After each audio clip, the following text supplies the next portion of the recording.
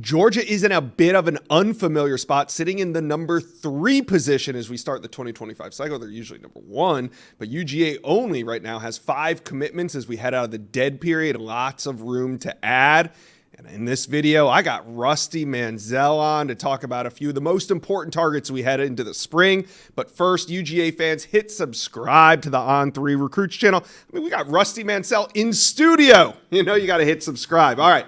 Rusty from Dogs HQ, we're talking Georgia's top priorities, and the 2 top names on this list, Elijah Griffin and David Sanders, they kind of mirror each other as most important on offense and defense. Let's start with Elijah Griffin. Now, he's trending heavily to Georgia on the recruiting prediction machine.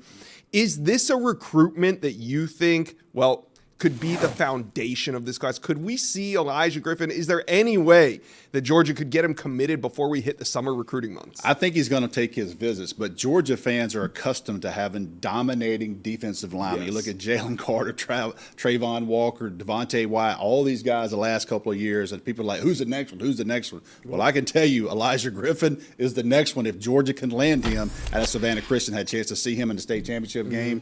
He's one of those guys you look at him, he's easy to be that guy. There's a reason he's a 5-star and number 2 rated player in the country. Yeah, Elijah Griffin, unbelievable player. We'll see what happens, but I think Georgia has the inside lead. I think Georgia right now has a good spot right now, but I think he's going to take his visits in June, and Georgia fans hope they can hold on to maybe a lead for going in his decision. All right, now, is important on the defensive side of the ball as Elijah Griffin is. On the offensive side of the ball, it's offensive tackle David Sanders out of the Charlotte area. And there's competition for him. South Carolina, Clemson, well, everybody really in the country would like a shot at David Sanders.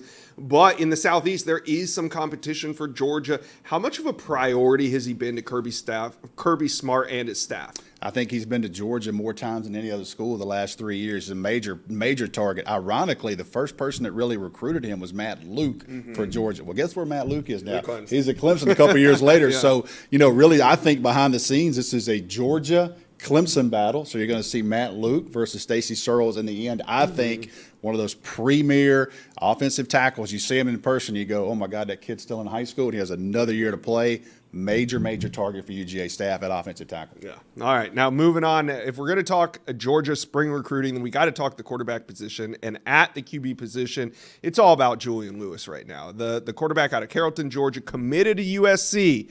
I just did my power rankings this week on Julian Lewis's commitment, and I actually have UGA in the top spot with USC at number 2 in my personal power rankings. Just mine, you know, hey.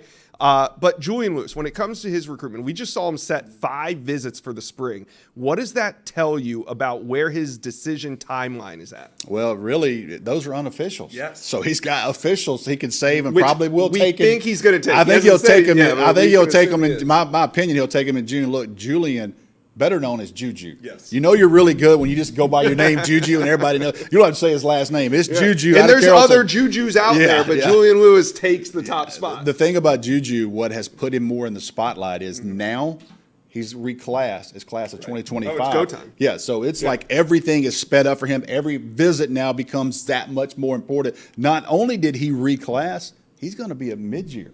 So he's out next December. He's leaving Carrollton High School after 3 years, and he will be enrolling somewhere. So everything and every visit is magnified for this 5-star prospect. 1 year from now, Julian Lewis will be prepping for spring ball practice somewhere, where we thought 8 weeks ago he was a 2026 recruit. Now, 1 year from now, he will be prepping for spring ball at whatever school he chooses. So Julian Lewis's recruitment kind of all over the place. He's going to see all these schools.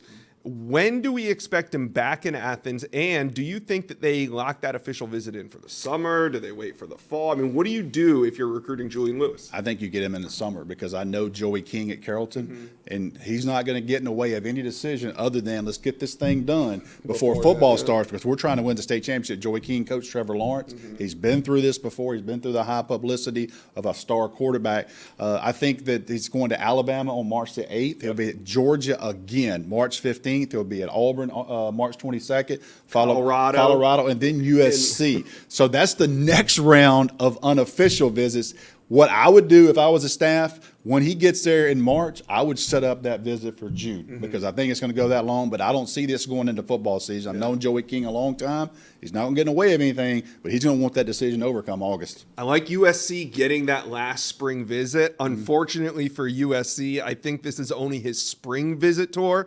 I think we'll see a summer visit tour. It's like a good concert. It's like a good concert shirt. You know what I mean? You want to be on the back of that summer tour with Juju Lewis. Juju Lewis hitting more schools, more towns than Dave Matthews this summer, but we'll see what happens. Interior offensive lineman Mason Short, he's out of Evans, Georgia, and he decommitted from Alabama when Nick Saban retired. Georgia was one of the first names that we heard. What are your sources saying on Mason Short? Who do you think the top competition is? What's going on in his recruitment? Well, 4 schools he recently announced in Kentucky. Coach Walford left Alabama, went to Kentucky, so there's the relationship there. Alabama's always going to be in this thing, but we can go back to David Sanders. I think this one's going to come down to, in the end, Georgia and Clemson. It's going to be Matt Luke versus Stacy Sturls again. He's about an hour away from Athens and about an hour and a half away from Clemson. He's right there in Augusta, Georgia.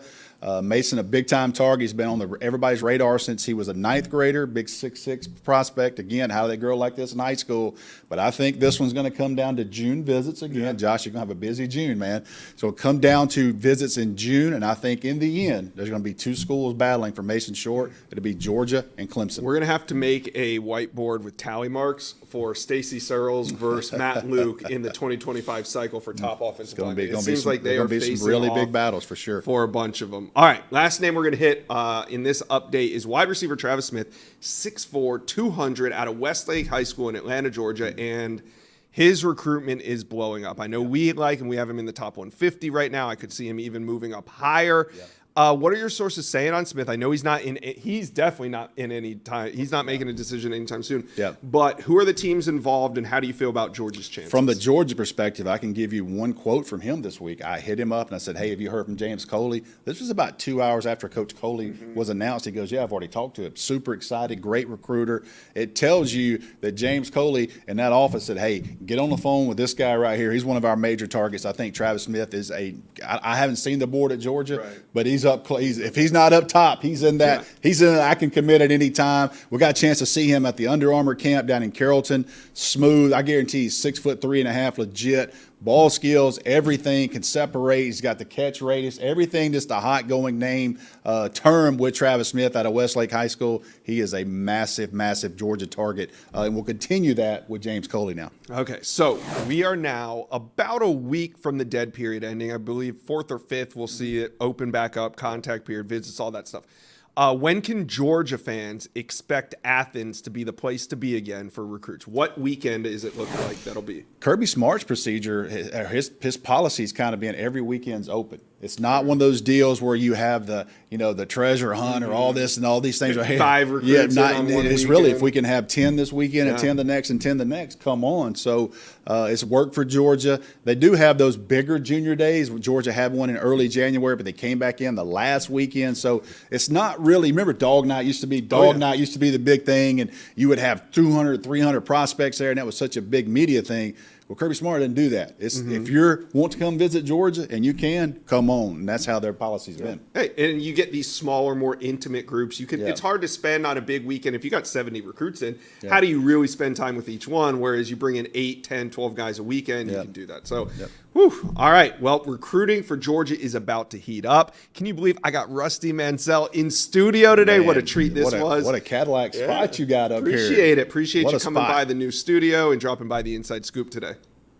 Thank you for watching this video, and if you enjoyed that, go check out the hundreds of videos that we have on this channel, and also do me a favor, hit subscribe to the On3 Recruits channel.